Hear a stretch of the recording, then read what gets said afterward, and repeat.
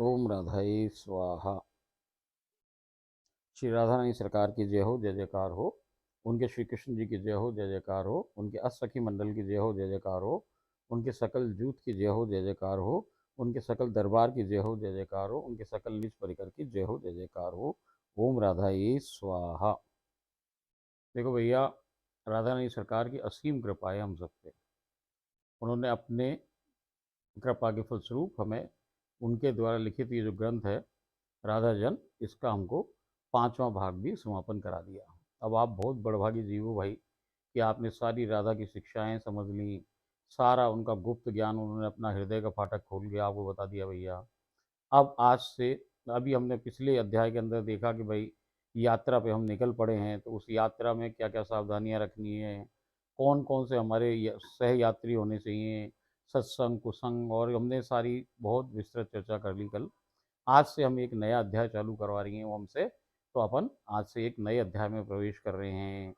तो भैया थोड़ा ध्यान लगा के, मन लगा के, जैसे आप सुनते आ रहे हो भैया, और सुनो और मनन करो, और अपने बड़ भाग पे इतराओ भैया कि राधा रानी ने आपको चुन लिया है। जब भी तो अपन यहाँ तक पहुँच पाए भैया। तो आज से हम छठा अध्याय शुरुआत कर रहे हैं। अध्याय 6। महालक्ष्य की प्राप्ति हो जाने पर करने व ना करने योग्य कार्य। देखो भैया, अब हमको क्या हो गया कि लक्ष्य प्राप्त हो गया। इस मानव जीवन का लक्ष्य क्या है कि भाई राधा रानी मिल जाए। हम एक दिन राधा के चरण से धारा के संग बहते हुए इस संसार में आ गए भैया, और संसार से आकर के अब वापस हम राधा राधा बोल करके उसके चरणों में, उसके लोक में पहुंच गए। क्योंकि वो यहाँ लोक में रहे ना, वो किसी दूसरे लोक में रहे, जिसे हम कहें नित्य लोक, नित्य गोलोक या नित्य वृंदावन। वहाँ की वो वासनी, वहाँ की ठकरानी, वहाँ की महारानी। तो अब हम भी वहीं से आए थे भैया, ट्रेवलर बन के इधर संसार में।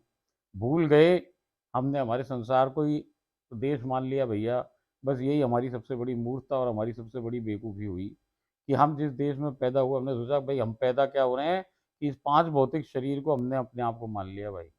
तो हमसे क्या हो रहा था कि इस पांच भौतिक शरीर कहाँ पैदा हुआ, इसको हमने ध्यान रखा। हमने ये ना देखा कि भैया इस पांच भौतिक शरीर का कोई लेना देना नहीं, ये तो भैया जला दिया जाएगा, कपड़ा है क्या, केवल कपड़ा।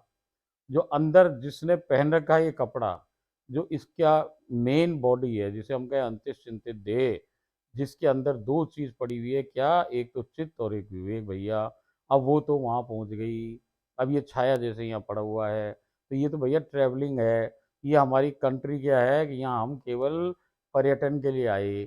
अब यहाँ से वापस हम वहाँ पहुँच गए, और भैया हमें अंततः राधा रानी की कृपा से हमारा लक्ष्य मिल गया। यानी हमें राधा रानी दोबारा मिल गई भैया। हम उसके सम्मुख खड़े हो गए, और उसने हमें हम अपना निज परिकर बना लिया।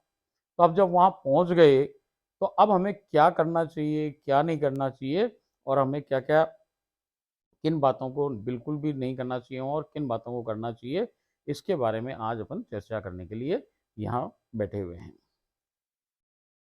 देखो भैया, एक बात उन्होंने एग्जाम्पल से चालू करी है इसकी, कि किसी साधारण गरीब व्यक्ति को मार्ग में चलते हुए अचानक कोई अत्यंत बहुमूल्य रत्न मिल जाए भैया, एक डायमंड मिल जाए उसको पड़ा हुआ।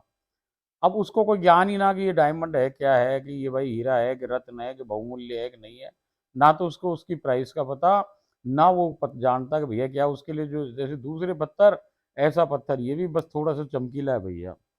तो किसी साधारण गरीब व्यक्ति को मार्ग में चलते हुए अचानक कोई अत्यंत बहुमूल्य रत्न मिल जाए, जिसकी कीमत का उसे अंदाजा ही ना हो, तो उसके लिए तो वो बेकार ही है। मात्र साधारण पत्थर ही है, मगर थोड़ा चमकदार है।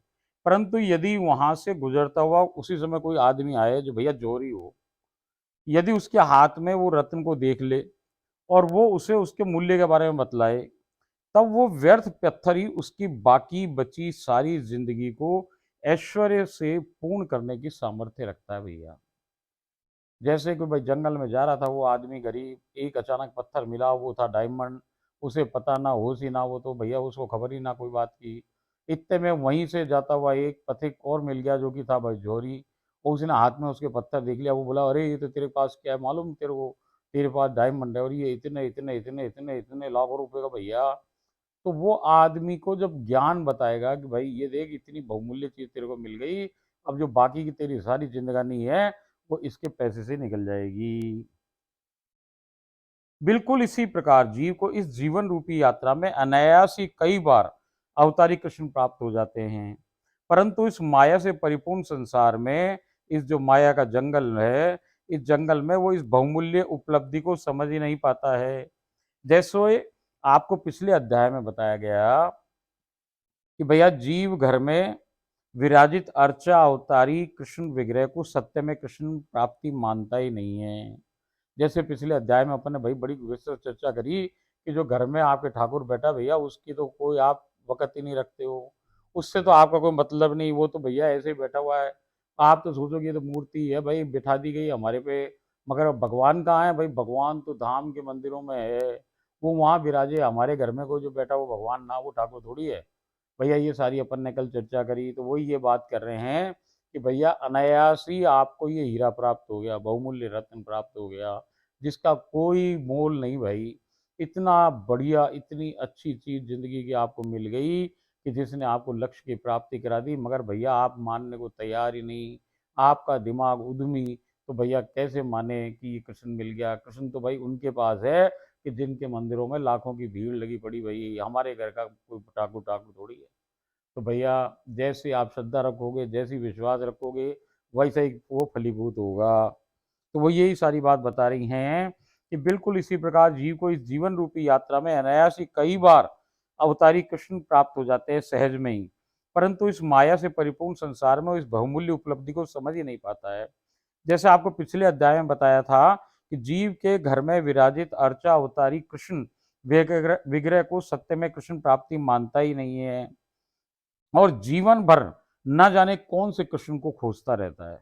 वो पता नहीं जा भाई उसका कौन सा कृष्ण है, उसके घर बैठा वो तो कृष्ण ना है, वो किसी और ही कृष्ण को ढूंढ रहा है, जाने कौन से कृष्ण को ढूंढ रहा है वो। कृष्ण का जन्म आपकी सच्ची श्रद्धा व विश्वास से होता है भैया। देखो ये कृष्ण कोई जीव कोई भगवान ऐसा का चुना भैया, ये एक तत्व है। ये जो तत्व है कृष्ण तत्व है, इस तत्व का आपको बारे में, ये तत्व के बारे में बता रही हैं कि भैया ये कृष्ण कोई चीज वस्तु ना है, ये एक तत्व है। और ये किससे जागे भैया? ये जग के रहता है, जागृत अवस्था में तभी रहता है कि जब आपकी 100% श्रद्धा हो और 100% आपका उसमें विश्वास हो।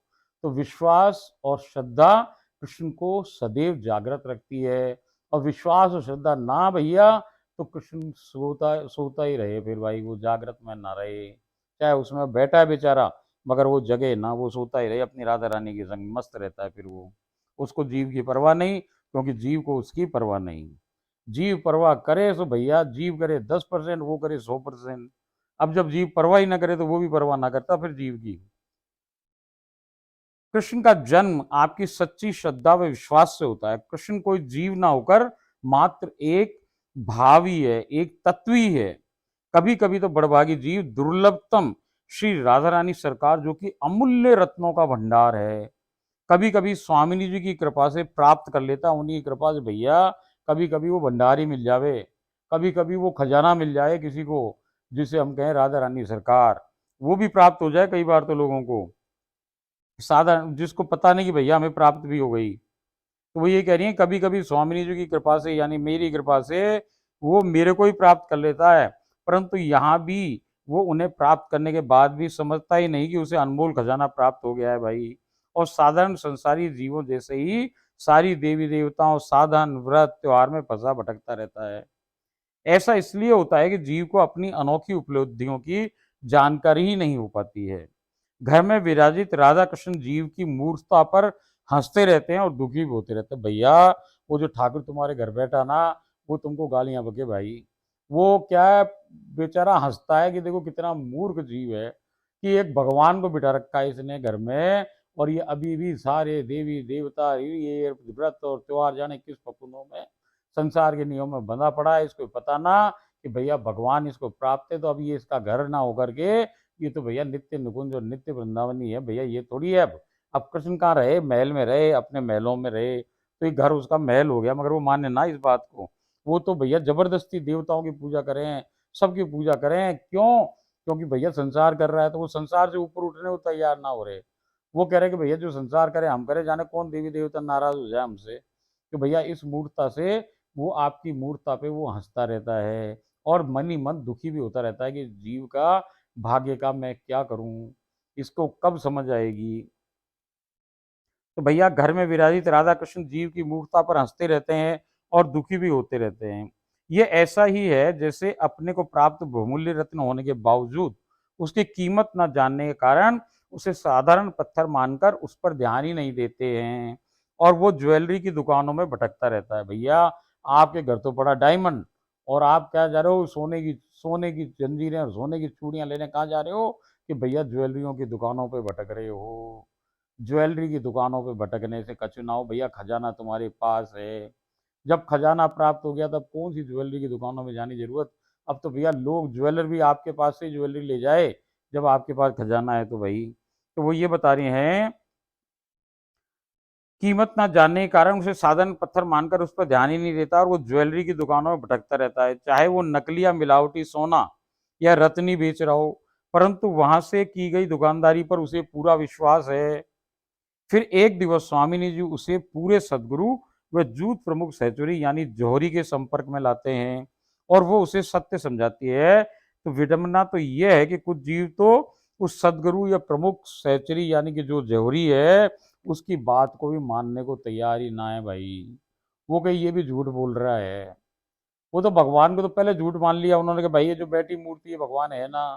अब जो ऊपर से कोई सखी सहचरी आई भैया उसके सदगुरु बन के, ज्वेलर वो उसको ज्वेलर था, उसने बताई भाई कि तेरे को प्राप्त हो गया कृष्ण, तेरे को राधा प्राप्त होगी, तब भी वो मानने को तैयार नहीं। वो कहता तू भी झूठ और तेरा भगवान तो पहले ही झूठ है, हमारा है ना हमारे पास। तो भैया ये कहानी बता रही है वो कि मानने को तैयार ही नहीं होते वो सहचरी की बात भी, और संशय करते रहते वो सहचरी पे भी।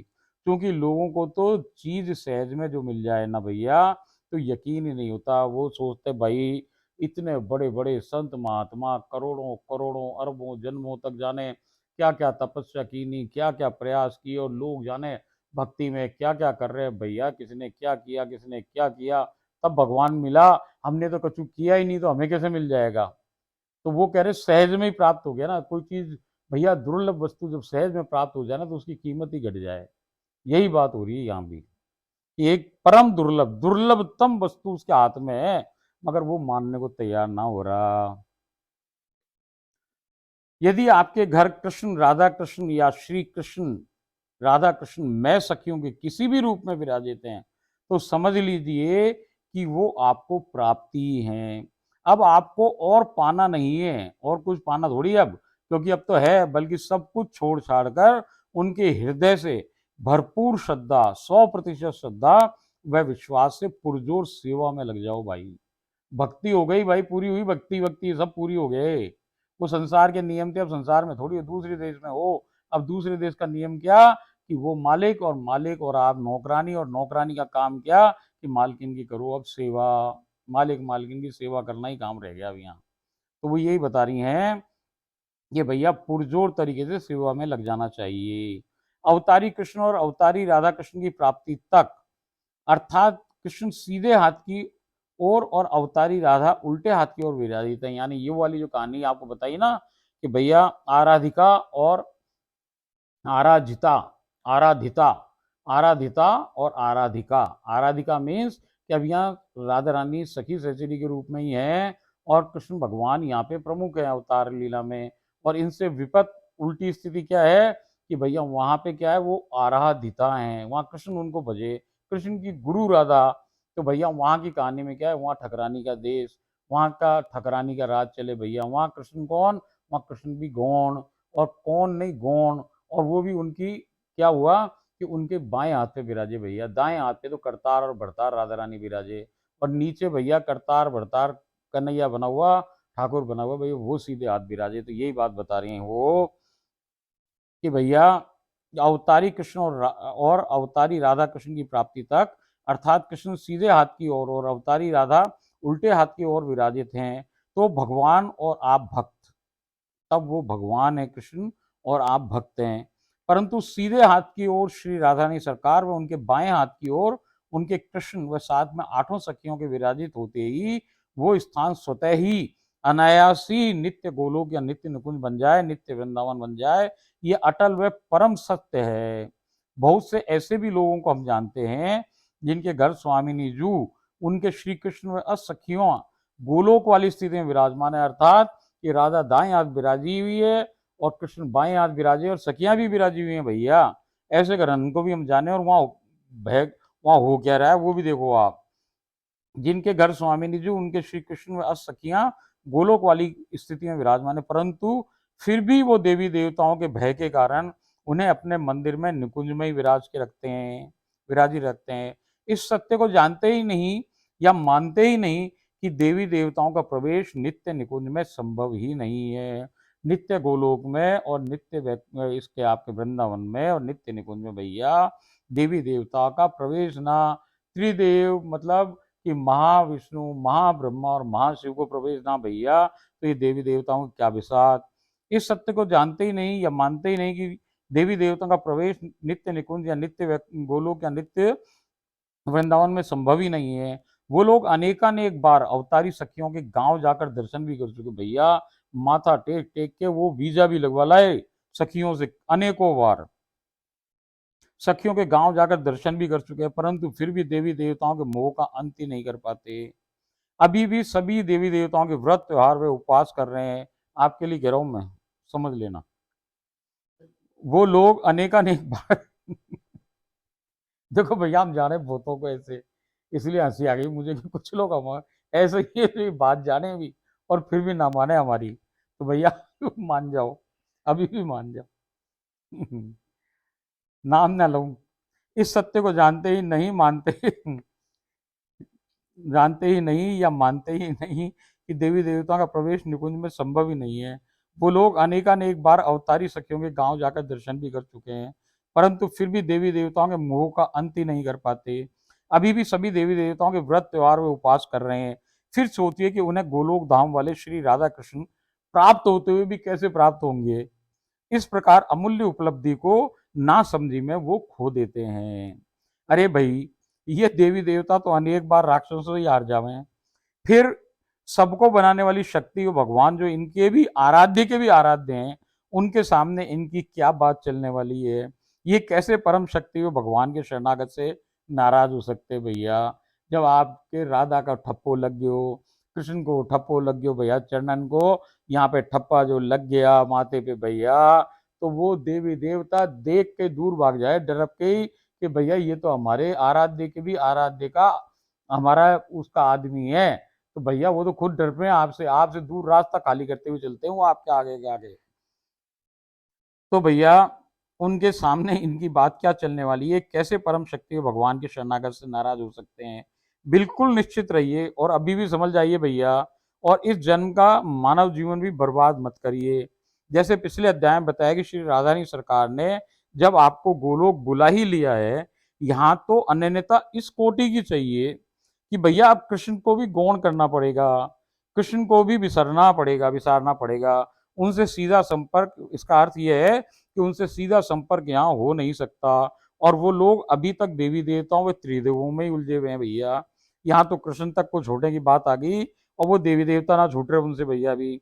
अवतारी राधा कृष्ण की अनन्यता के विषय में तो अनेकानेक आचार्यों ने समझाया है कि भैया जब इन्हें प्राप्त करना हो या ये प्राप्त हो गए हो तो अब सब कुछ भूल जाओ और केवल इन्हीं की शरणागति में बने रहो। किसके लिए कह रहे हैं वो? अवतारी राधा कृष्ण की बात बता रहे हैं भैया कि इनकी अनन्यता कितनी है कि सारे देवी देवता और सगली चीजों भूल जाओ और केवल केवल इनकी शरणागति में रहो।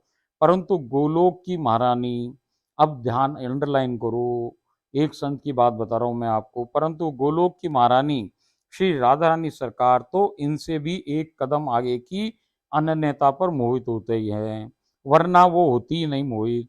जब आप जान जाएं और मान जाएं कि राधा कृपा बिना अति दुर्लभ, सुनो सर ये संत की वाणी है, मेरी वाणी ना भैया, राधा कृपा बिना अति दुर्लभ, सुलभ अनन्य व्रत लीने, एक आस विश्वास प्रिया को और सकल तज दीने। जब एक बार 100% सच्ची श्रद्धा व लगन से श्री राधारानी सरकार की शरणागति ले ली, तब उन्हीं की कृपा से ये अनन्य व्रत भी 100% लेना होता है कि स्वामिनी जी अब केवल और केवल आप पर ही मेरी संपूर्ण आस और विश्वास है। एक आस एक विश्वास, मैंने अब आपको यानी सबको अर्थात केवल कर्म, मन, बुद्धि, देवी देवता, उनके त्योहार, व्रत, उपवास ही नहीं भैया, अपितु श्री कृष्ण की भी शरणागति भी चित्त और विवेक से सदा सदा के लिए त्याग दी है। कृष्ण की भी भैया, अवतारी तक तो कृष्ण को तो त्यागे हो तो कैसे काम चले भाई, वही वहां का ठाकुर तो यही है। मगर यहाँ गोलोक में तो कहानी बदल गई, अब तो ठकरानी आ गई, तो ठकरानी आ गई तो अब कृष्ण से भी सीधो संबंध, ऐसे चलो ऐसे राधा की तरफ से। अब वो बता रहे हैं कि इस बात का विश्वास कैसे हो, तो इन संत महात्मा ने एक लाइन लिखी, एक आस विश्वास प्रिया को, प्रिया प्रीतम नहीं लिखा है ना उन्होंने, क्या लिखा, प्रिया को विश्वास। तो यहां संत ने प्रिया प्रीतम ना कहकर केवल प्रिया कहा। बात की गहराई को समझ जाओ भैया, वो केवल राधा की बात कर रहे हैं। और वो क्या कह रहे हैं, सकल और सकल तजदीने, मतलब और जितने कुछ भी है including Krishna, everybody we have left, this is only possible जब ही राधा आपसे राजी हो पाया। जैसे पहले बतलाया गया है कि पके नारियल यानी श्रीफल अर्थात राधा फल या राधा सार से राधा यानी सफेद गिरी का भाग भाग प्राप्त करने पर सबसे पहले वो गहरे भूरे रंग अर्थात कृष्ण रंग से ढकी होती है। गोला हाथ में लो भैया, सब आपने संसार हटा दिया, फोड़ दिया, मटकी फोड़ होगी, गोला तब भी हाथ में आए तो क्या भैया, ऊपर से भूरे रंग से यानी कृष्ण से कृष्ण नजर आ रहा है। अब गोले को तोड़ो तो भी कृष्ण पीछे चिपका हुआ है और ऊपर सफेद है, तो वो राधा कृष्ण दो हैं यहाँ। अब उसको घिसो, चूरा बनाओ, तो भैया चूरा बनाओ तो चूरा हो गया सफेद रंग का, तो वो जो भूरा रंग है ना, वो सफेद में मिलके एक मेघ हो गया। यानी कृष्ण क्या हुआ, कृष्ण राधा में ही मिल गए, और मिलके क्या हुआ कि वो राधा रूप में ही हो गए। अब राधा अकेली ना है यहाँ, जैसे मैं आपको बताई कि राधा नाम क्या युगल है। रा का मतलब रकार मतलब शक्ति, और आ का मतलब आदि, आदि शक्ति, और धै का मतलब धारण करने वाला, और आ का मतलब आदि, यानी आदि शक्ति और आदिमान, इन दोनों के समायोजन को हम कहें राधा। और ये कैसे है कि गोले को अब घिस लिया, चूरा बन गया, एक मेक हो गया। जैसे पान के ऊपर चूने का रंग चढ़ा और फिर कत्था लग गया, अब वो तीसरा रंग बन गया, एक मेक हो गया। यही कहानी पान की है भैया, और यही कहानी नारियल की है। तो वो यही बता रहे हैं भैया, मैं पहले ही बोली, जो ये लिखा होगा शायद इसमें यही। तब वो काला या गहरा भूरा रंग कृष्ण रूपी हिस्सा उसी राधा रूपी सफेद रंग में मिल जाता है, और दोनों रंग मिलकर एक मेक या एक रस राधा रस होकर सफेद ही हो जाता है। अर्थात अब वो चूर्ण तो वास्तव में अब ही पूर्ण है, अब चूर्ण पूर्ण भयो। भैया अभी तक तो दो थे, दो शरीर और एक आत्मा, अब आत्मा भी एक हो गई और शरीर भी एक हो गया भैया। यानी अब चूर्ण पूर्ण हुआ, चूर्ण पूर्ण हो गया, यही बात वो कह रही है। अर्थात अब वो चूर्ण जो कि वास्तव में अभी पूर्ण है, यानी वो अब श्री राधा कृष्ण का संयुक्त मिश्रण हो चुका है, परंतु वो श्री राधा कृष्ण का संयुक्त मिश्रण होते हुए भी केवल राधा रूप में ही परिणित हो चुका है। केवल सफेद यानी राधा रानी के रंग का ही हो गया है। दोनों एक दूसरे में समाहित होने के कारण ही कृष्ण गौण हो गए हैं। गौण कहीं नहीं हुए भैया, राधा में मिल गए। हर लीला में श्री राधा के संग सदैव श्री कृष्ण ही होते हैं। दोनों एक जान एक प्राण ही हैं, परंतु अब दो तन एक ही तन हो गए हैं। इसलिए श्री गोलोक धाम में प्रधानता श्री राधा रानी सरकार की है। यहाँ कोई गौण वौण का चक्कर ना भैया, एक में एक गुजरो। मैं आपको बताइए ना भाई, सारी जगह आप देख लो भैया, वो जितने गुरु थे वो सदगुरु में घुस गए, और सदगुरु भैया फिर ये आपके ये जो देवी देवता थे ये भी शंकर में घुस गए, सदगुरु भी शंकर में घुस गए, शंकर कृष्ण में घुस गए, और कृष्ण राधा में घुस गए भैया, ऐसी कहानी। तो यहाँ कोई गौण मोड़ ना हो रहा, वो भैया एक के अंदर एक प्रवेश कर रहे हैं। अब एक ही बॉडी है, पहले भैया विस्तार में क्या हो, एक से अनेक भय, अब अनेक से एक होते जा रहे हैं सब। इसी कारण, इसीलिए श्री गोलोक धाम में प्रधानता श्री राधा रानी सरकार की ही होती है। इसी कारण वो गोलोक की महारानी कहलाती हैं। हमने देखा है कि किंकरी को पहले तो अवतारी राधा कृष्ण की लीलाओं में प्रवेश प्राप्त होता है, जिसमें किंकरी को अवतार काल की घटनाओं का ही अवलोकन कराया जाता है। फिर गोलोक की प्रारंभिक लीलाओं में भी आपको कोई कभी कहीं देखे हुए चित्र, मूर्ति या स्त्री के विग्रह में ही लीलाओं में सम्मिलित करती हैं वो, आपके सोच के। परंतु लीलाओं में अनदेखा लोग जरूर दिखलाने लगती हैं। भाई पहले क्या भाई, कि भैया जगह भी क्या दिखे कि वो अवतार लीला वाली जगह दिखे कि भाई बरसाना है, कि भाई वृंदावन है, कि यमुना जी का तट है, कि गिरिराज जी की तलेटी है, वो सब चीजें ब्रज की दिखाए भैया पहले तो। और बन के कौन रहे कि जो आप बढ़िया से बढ़िया फोटो देख लो, चाहे मूर्ति देख लो, कि चाहे चित्र देख लो, कि भैया जो बढ़िया से बढ़िया औरत देख लो कोई, उसी को आप समझ लो कि ये इरादा तो भैया वही इरादा बन जाए। और फिर वो लीलाएं क्या कराएं, वो सब जो अवतार काल में घटित लीलाएं हैं वही कराए, मगर फिर धीरे धीरे कहो भैया गोलोक की लीला होने लगे हैं। मगर गोलोक की लीला में भी राधा कौन है, वही औरत जो आपने सोची वो राधा बनी भई। और लीलाओं में जगह बदल गई, मगर अब कुंज से निकुंज में प्रवेश हो गया। अब जैसे संत महात्मा कहे ना कि भैया हमें लीला हो रही है और यहाँ का वृंदावन बदल गया, यहाँ का बरसाना वो बरसाना ना जो हम देख रहे हैं, वो वृंदावन ना जो हम देखते हैं इन आंखों से, ये कोई दूसरा ही वृंदावन है, कोई दूसरा ही बरसाना। मतलब अब वहां नित्य प्रकट हो गया, मतलब स्थान परिवर्तन हुआ, मगर अभी विग्रह परिवर्तन नहीं हुआ है। तो ये प्रारंभिक अवस्थाएं हैं। अब वो क्या कह रहे हैं, परंतु लीलाओं में अनदेखा लोग जरूर दिखलाने लगती हैं। जब तक आपको लीलाओं में स्वामिनी जी का विग्रह सोते जागते स्वप्न में आप द्वारा देखी गई किसी सुंदर स्त्री चित्र या मूर्ति के रूप में नजर आता है, और लीलाएं भी संसार के किसी स्थान या अवतारी काल से संबंधित होती है, तो समझ लीजिए अभी केवल आप अवतारी लीलाओं में ही शामिल किए गए हो। परंतु इन लीलाओं में स्थान यदि संसार न होकर कोई अनजाना अनदेखा अद्भुत रहस्यमय व सुंदरता की सीमा को लांघता दिखे, तो समझ जाइए कि आप गोलोक की प्रारंभिक लीलाओं में प्रवेश प्राप्त कर चुके हैं। कुछ समयावधि के बाद आपको आपके इस जन्म से संबंधित संसारी लोग वे आपकी जूथ प्रमुख सहचरी गोलोक में किसी और रूप में दिखने लगे, तो समझ लीजिए कि अब आप गोलोक की लीलाओं में पूर्ण रूपेण प्रवेश कर चुके हैं। फिर किसी दिन आपको ये सब आपके इस जन्म के 5 भौतिक शरीर की खुली आंखों से ही दिखने लगते हैं। भैया देखो पहले जो लीलाएं भये हैं वो सब आंख बंद करके भये, ये संसार की आंख बंद करो, अंदर की आंखों से देखो, तो भैया क्या हो कि वो लीलाएं दिखने लगे हैं। अब वो लीलाएं भी बताई, पहले अवतारी दिख गई, फिर आपको गोलों की प्रारंभिक लीलाएं दिखी, फिर एक दिन आपको जो यहाँ जो आपकी सखी सहचरियाँ हैं, यहाँ के जो आपके संगी साथी लोग हैं, वो किसी और रूप में वहाँ दिख रहे हैं, तो भैया समझने लग जाओ कि अब आप गोलोक की लीलाओं में प्रवेश कर चुके हैं। मगर अभी भी क्या है, आंखें बंद करके हो रहा है। और जब आप और पक जाओ और पक जाओ, आपको पात्र और पक जाए, तो भैया फिर क्या हो कि आपकी आंखों की ये फोर ड्राइव व्हील हो जाए, फोर व्हील ड्राइव हो जाए भैया। तब ये संसार की आंखें इन चमड़न की आंखों को ही खोल के आदमी साक्षात लीला देखे भैया। तो वो ये बता रहे हैं फिर किसी दिन आपको ये सब आपके इस जन्म के 5 भौतिक शरीर की खुली आंखों से ही सब दिखने लगता है। यदि गोलोक में भी किसी केली की लीलाओं का दर्शन अभी भी हो रहा है, तो समझ लीजिए कि अभी आपके अंतर्मन में किसी हिस्से में लेश मात्र काम विकार का कण बाकी है, जिसे हटाने के पश्चात ही आप आगे बढ़ सकेंगे। देखो भैया, बहुतेरी बातें सुनी हमने केली पे, बड़ी बड़े ग्रंथ हैं, बड़ी बड़ी केली की लीला है भैया। ये जो केली की सारी लीला है, ये अवतारी लीला में तो हुए, क्योंकि भैया वो अवतारी लीला घटित कहाँ हो रही, संसार में।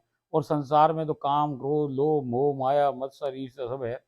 तो भैया जो आदमी में जो चीजें मौजूद हैं वो भगवान खुद करके बताए कि भैया देख, मैं भगवान, मैं सारों काम तेरे से बढ़िया कर सकूं, बहुत बहुत बढ़िया कर सकूं, जो तू कर ही ना सके भैया, जो जीव सोच भी ना सके वो भगवान कर सके। तो भैया इसलिए भगवान पहले वही काम करते हैं अवतारी लीलाओं में कि जो मनुष्य करते हैं। मगर वो मनुष्य थोड़ी है भैया, वो तो उसका शरीर ही दूसरा, उसके तो कोई अंग ही ना है। तो फिर भैया ये तो हमारा मशीन है, मशीन के अंग है, जिससे हम खेलें केली फेली। वहां कौन से अंग है, उसके पास अंग ही ना है, तो भैया वो का वो तो हवा का है, तो वहां कौन से केली होगी, नहीं होगी। मगर दिखाते क्यों जीव को कि अवतारी काल में तो तू अभी संसार में प्यारे, तो तू जैसे घटित होता है ना तेरे जीवन में, वैसे हम भी करके बता रहे हैं। ऐसे ही तो अभिनय कियो संसार में आके अवतार लीला में राधा और कृष्ण जी ने। मगर भैया फिर जब गोलोक की लीलाएं प्राप्त चालू हो जाए ना, फिर भी केली यदि दिखे, जब आप पूर्ण हो गए आप, तब आप यदि गोलोक में जाके केली देखो, तो भैया बात में कुछ ना कुछ गड़बड़ है। क्या गड़बड़ है कि अभी आपके अंदर कहीं ना कहीं काम वासना को कोई लेश मात्र चीज बाकी से अभी पड़ी हुई है अंदर, जिसको वो आपको अपनी केली दिखा करके खत्म कर देगी। वो आपका काम को भस्म करने का तरीका यही है कि वो अपनी केली दिखाए। भैया गोलोक में केली वेली कछु ना भये, मगर क्यों दिखी? क्योंकि भैया अभी तेरे अंदर कहीं ना कहीं कोई गड़बड़ है, अभी कहीं ना कहीं कोई कण बाकी है भैया वो काम वासना के, उसको वो जलाए कैसे? वो वहां गोलोक में भी केली दिखा दी आपको। ऐसा संभव होता नहीं है, मगर हुए। हमने कई सारे जो हमको माध्यम बना के राधा रानी ने भैया शिष्य बना, उनके संग ऐसा हुआ। यदि गोलोक में भी केली की लीलाओं का दर्शन हो तो समझ लीजिए कि अभी आपके अंतर मन के किसी हिस्से में लेश मात्र काम विकार का कण बाकी है, जिससे हटने के पश्चात ही आगे बढ़ सकेंगे। इन लीलाओं में वो सोते जागते स्नान व श्रृंगार करवाते हैं, भोग पाते हैं, सखी सहचरी से बातें भी करते हैं। किन लीलाओं भैया? जो ये शुरू की लीलाएं हैं, चाहे वो भैया अवतारी काल की हों, चाहे वहां की हों, गोलोक की शुरुआत की लीलाओं में वो सब ये काम करते हैं। आपको लीलाओं में एक नहीं अनेकों रूपों में राधा रानी के सरकार के दर्शन होते हैं। हमारी जो एक जानकार हैं राधा रानी की, जो हमारे माध्यम से राधा रानी की शिष्य बनी भैया, वास्तव में श्री राधा रानी सरकार की जो एक शिष्या हैं, उनकी एक अनुगत हैं, उनके साथ 28वें रूप में राधा रानी रह रही है। 28 रूप की राधा रानी 28 पहले देख चुकी वो भाई, और वो 28 में उनके घर रहे। पहले उसे लीलाएं बंद आंखों से दिखती थी, फिर खुली आंखों से। तत्पश्चात तो राधा रानी सरकार की लीलाएं उसके सांसारिक घर को गोलोक बनाकर खुली आंखों से देखने लगी। तदुपरांत तो वो राधा रानी उसके घर पर उनके श्री कृष्ण सखियों में निज परिकर के साथ प्रकट में रहने लगी भैया। उसे देखे चलते फिरते, खाना बना रही है, बना वो रही बेलन से भैया, उसी के ऊपर हाथ रखे राधा बना रही है। पट्टी पे, रसोई की पट्टी पे राधा बैठी भैया, सामने सोफे पे आपके राधा बैठी और कृष्ण बैठे हुए, और भैया सखी सहचरियां घूम रही। 5,000 लोग इधर से उधर डोल रहे, टकरा रहे हैं आपसे चलते फिरते। मगर आपका घर ही क्या गोलोक होएगा? मर भैया, जैसे उसको ड्राइंग रूम छोटों से बढ़ के जाना अनंत गुना बड़ा हो जाता है। तो ऐसे वहां पे उसके संग घटित हो रहा है भैया। और अब तो वो अपने काल्पनिक, अब वो क्या कह रही है कि भैया उसके सांसारिक घर के गोलोक बनाकर खुली आंखों से दिखने लगी। तदुपरांत तो वो राधा रानी उसके घर पर उनके श्री कृष्ण सखियों में निज परिकर के साथ प्रकट में रहने लगी। और अब तो वो अपने अकाल्पनिक अलौकिक असली रूप में उसके घर पर विराजमान है भैया। इन सबके पश्चात आपको एक ऐसी राधा के दर्शन होंगे जो कि आप क्या, ये पूरी दुनिया कल्पना में भी नहीं सो सकती है कि कोई इतना भी रूपवान हो सके। ओहो! जिसकी मछली के आकार की बहुत सी बड़ी-बड़ी आँखों की नशीली गहराइयों में आप संपूर्ण डूब जाओगे भाई। वो समुद्र को समुद्र ही है भैया, उसमें डूब ही जाए आदमी। उसको देख थोड़ी सको। आँखें ऊपर करो, फिसल के नीचे गिर जाए भैया। अरे ज़्यादा देर देख लो भैया, आपकी आँखें निकल के हथेली पे आ जाए भाई। वो तो उसी की ताकत है, सो आप उसको देख पाओ भैया, ना किसी की बस की ना। कोई ना देख सके वो रूप, किसी ने देखा ना भैया।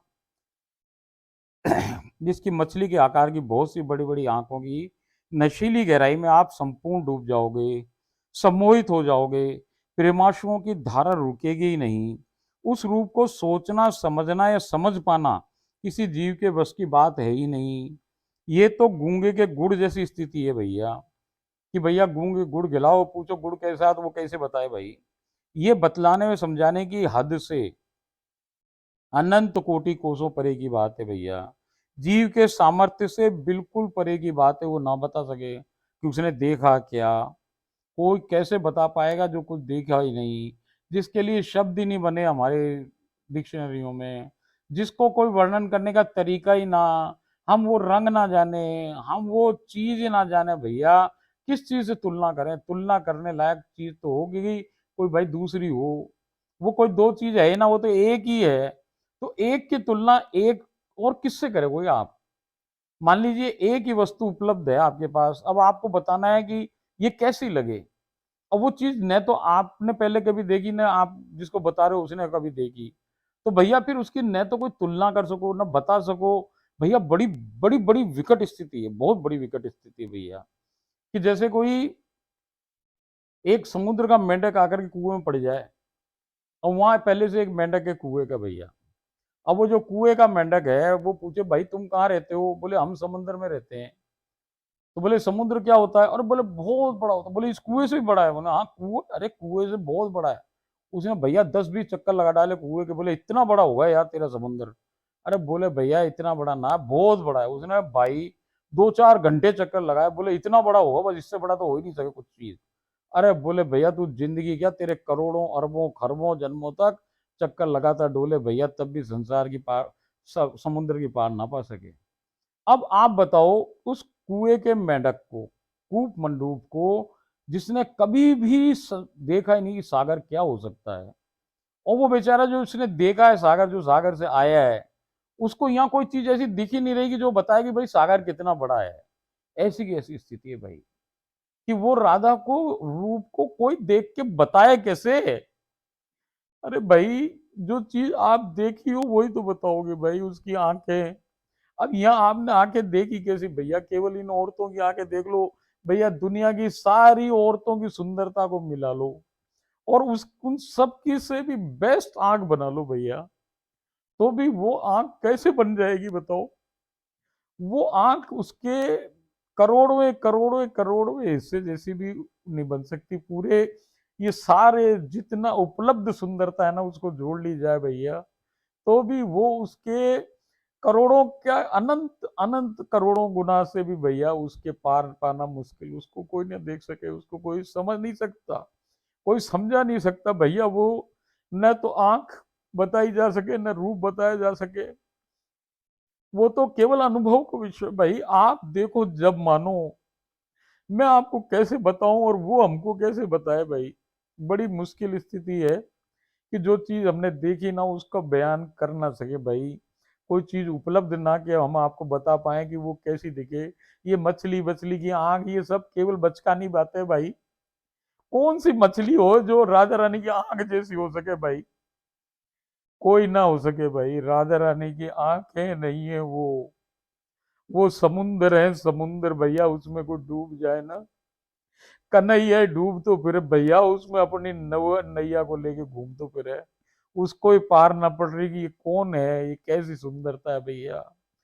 दुनिया कृष्ण के आकर्षण में बावली भई पड़ी है भैया, और वो जो कृष्ण है वो उस राधा के आकर्षण में डूल तो फिर भैया, उसके पार नहीं पड़ रही। वो ना बता सके तो हम क्या बताएं आपको भाई?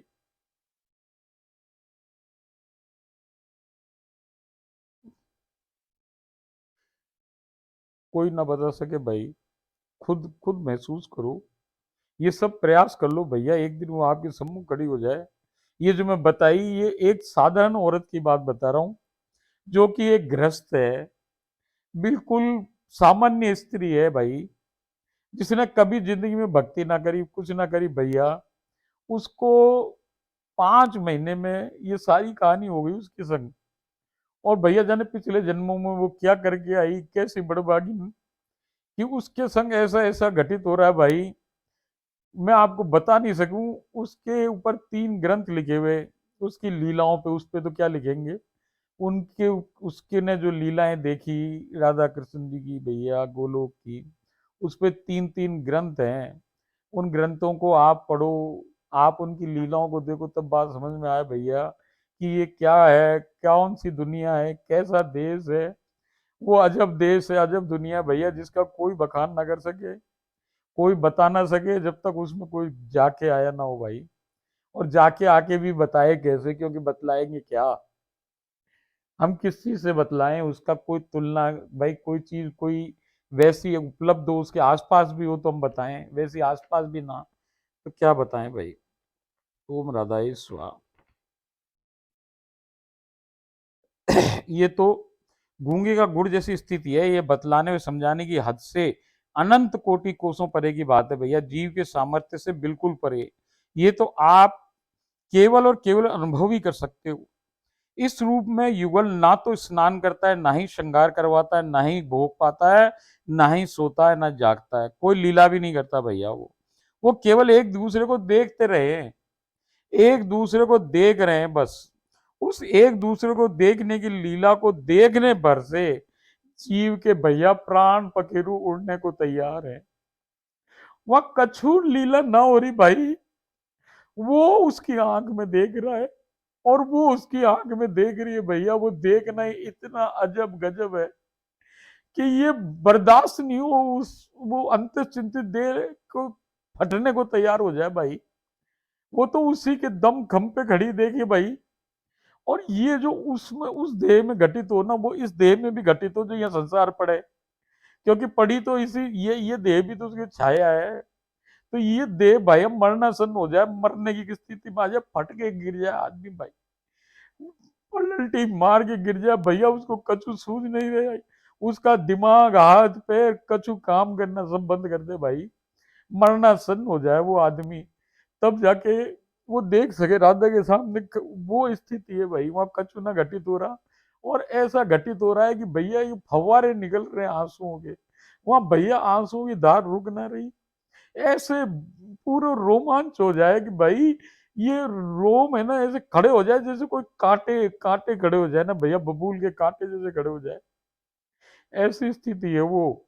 उस स्थिति को आप अनुभव कर सको भैया, कोई जिक्र ना कर सके उसका, मैं कैसे बताऊं आपको।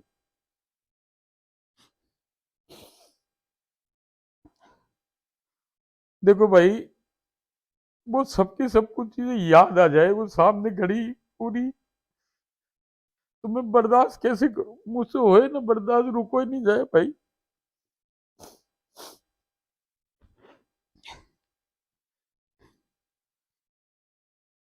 उफ, कोई लीला भी नहीं करता है, केवल एक दूसरे को देखता रहता है। उस एक दूसरे को देखने की लीला को देखने भर से जीव के प्राण उड़ने को तैयार रहते हैं। ये तो केवल स्वामिनी जी का ही सहारा है भैया, जो जीव उस रूप को देखकर भी जीवित रह सकता है। जिस अनुगत की ये बात यहाँ की जा रही है, उसकी सांसारिक देह पर भी लीलाओं का गहरा असर पड़ता है भैया।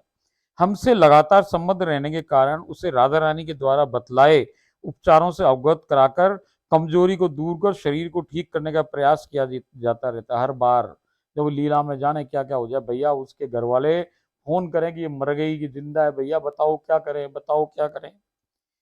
उसको सम्मिलित कर स्वामिनी जी की लीलाओं का रसास्वादन करने के लिए वे और अधिक जानकारी हेतु हमारे श्री जी कृपा रस सिंधु, श्री जी का रहस्यमय गोलोक व परम गुह्य राधा तत्व और श्री राधा रानी की जुबानी राधा तत्व की अनकही कहानी, ये 3 ग्रंथ हैं लीलाओं के भैया, इनका अध्ययन करो।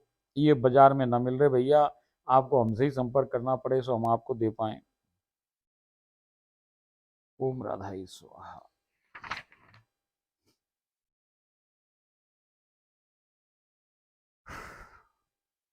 गोलोक की और आगे की अत्यंत गाढ़ी गहरी व गंभीर श्री लीलाओं में कृष्ण केवल श्री राधा रानी सरकार के होते हैं और उन्हीं में सदा सदैव खोए रहते हैं, और कोई अन्य कार्य उनका वहां होता ही नहीं है भैया। उनका काम क्या कि राधा जी के संग रहो बस। ये बात आपको बहुत सी लीलाओं में सम्मिलित होने के पश्चात ही श्री स्वामी जी द्वारा कृपा कर जीव का शरीर रूपी पात्र इस योग्य बनाकर अनुभव होने के पश्चात समयांतराल में प्राप्त सांद्र गहरी गंभीर व गाढ़ी रस की लीलाओं में सम्मिलित होने पर स्वतः ही ज्ञात हो जाता है भैया। देखो कि वहां आपको ये बात पहले तो समझ में ना आए कि ये लगे भैया कृष्ण ही कर रहा है, ये कृष्ण कर रहे हैं, ये कृष्ण कर रहे हैं, ये लीला कृष्ण कर रहे हैं, मगर ऐसा कछु ना, वहां तो बाद में क्या हो भैया, वो कछु ना करे, वो केवल देखे, और देखने का ही काम है उनका, और कछु काम ना भैया। वो उनको निहारे बैठे नहीं, घंटों नहीं, यहाँ तो भैया त्रिलोक ही बीत जाए, यहाँ जाने कितने युग आगे, कितने कितने कितने युग बदल जाए भैया, और उनका केवल वो बैठे बैठे देखने का ही काम चल रहा है उधर।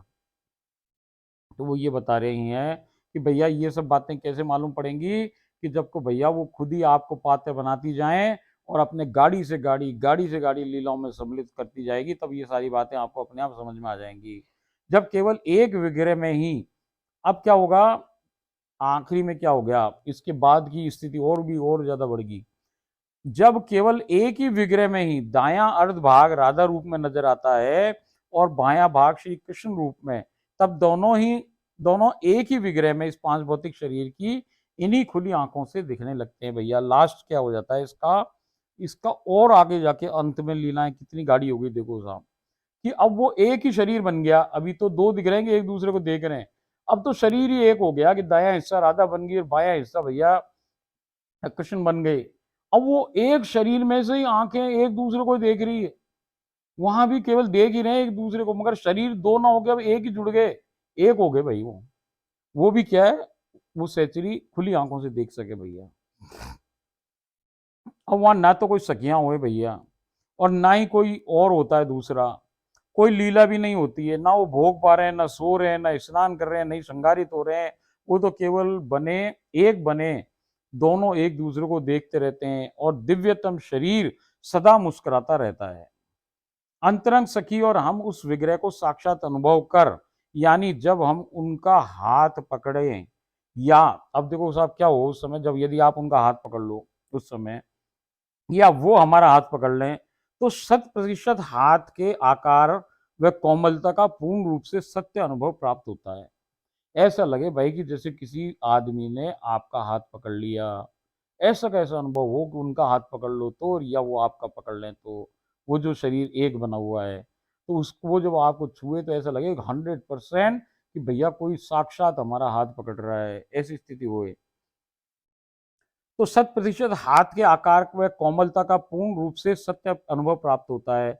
जैसे एक मानव दूसरे को पकड़ने पर अनुभव करता है, जैसे पहले की लीलाओं में नहीं होता था, पहले की लीलाओं में ऐसा ना होता था। जैसे एक मानव, हाँ, ये सब श्री राधारानी सरकार की असीम कृपा, शरीर की पात्रता और अनुभव मात्र से ही किसी बड़भागी अंतरंग निरसहचर्य को प्राप्त हो सकता है, जिसे देखकर हमारी निरंतर प्रेमाशुओं की सतत धारा बहती रहती है। हमें माध्यम बना श्री स्वामिनी जी की वो अनुगत अब इसी अवस्था में स्थित है। जैसे पहले कोई बिना आवाज वाली, अब वो एग्जाम्पल कैसे बता, देखो भैया यहाँ पे इन्होंने कहा कि वो अनुगत इसी में अवस्थित है। अब मैं आपको एक गुप्त बात और बताऊं, बिल्कुल हाल की अभी की, कि अब भैया वो फिर दो हो गए। अब वो जो एक हुए थे ना, अब वो फिर दो हो गए हैं, अब फिर लीला होने लगी है। अब वो इसका उदाहरण कैसे दे रहे हैं कि लीलाएं का क्रम क्या है। जैसे पहले कोई बिना आवाज वाली ब्लैक एंड व्हाइट फिल्म देखे, ऐसी स्थिति होती है लीलाओं की, फिर आवाज वाली ब्लैक एंड व्हाइट फिल्म देखे, तब कलर्ड फिल्म देखे, फिर उसमें भी 3D फिल्म देखे, और आगे वो 10D फिल्म देख ले। ये सारी लीलाओं के स्तर हैं कि भैया इसमें आपको अनुभव सत्य प्रतीत होता होता होता होता बहुत सत्य लगने लगता है, मगर भैया तब भी क्या है, आप फिल्म में उठ करके जाओ और आप हाथ लगाओ तो पर्दा है, अभी कछु है ना वहाँ। तो इसी प्रकार लास्ट में क्या हो जाता है कि यदि वो फिर क्या होने लगता है कि जैसे कोई नाटक हो रहा है सच्ची का, अब आप उठ के जाओ तो भैया पात्र जो अभिनय कर रहा है ना वो सच्चा है, वो सीधा का सीधा है, तो भैया उसको क्या करते हैं कि हाथ पकड़ करके आप देखो तो सत्य ही लगेगा, परंतु ड्रामा थिएटर में स्टेज पर जाकर छूने पर आर्टिस्ट बिल्कुल सच्चा प्रतीत हो जाएगा। बिल्कुल इसी प्रकार की लीलाओं का क्रम होता है, जो स्वामिनी जी की कृपा पर, पात्रता पर और समयावधि के प्राप्त अनुभव पर निर्भर करता है। यहाँ तरक्की एक प्रमुख बात पर सबसे ज्यादा निर्भर करती है, वो है आध्यात्मिक लोभ। कुछ और कुछ और कुछ और अधिक गाढ़ा रस पाने की उत्कट चाहत ही आध्यात्मिक लोभ है भैया। अब इससे ज्यादा मैं अभी ना बोल पाऊंगा, तो इसलिए भैया ओम राधाए स्वाहा। अगला अगले एपिसोड में भैया अब बर्दाश्त ना हो रही। ओम राधाए स्वाहा।